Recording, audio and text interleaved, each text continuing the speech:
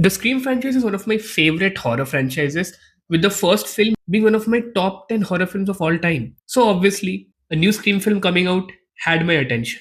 Now, I had followed the whole behind the scenes drama behind Scream 7, and I had also seen the trailers, so I will say I was not really excited for this film.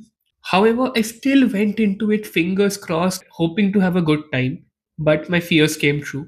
This was easily the worst Scream film.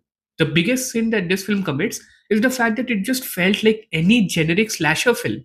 There were no interesting new characters, the returning characters were given nothing to do, and they just disappeared from the final act of the film. And there was no meta commentary at all, which is what the franchise is known for.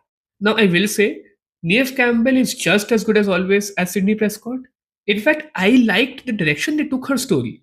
Her having a daughter the same age as she was during the first film was actually an interesting concept, but the execution was not at all interesting, and there were a lot of plot holes and contrivances in the story.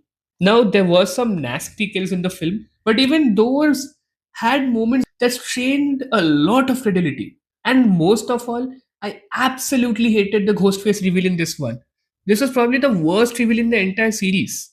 They set up a lot of interesting things, but none of it went anywhere. So ultimately, this film just ended up being an average slasher film, which is the worst thing the Scream film can do. And I will have to give this one a 4 out of 10.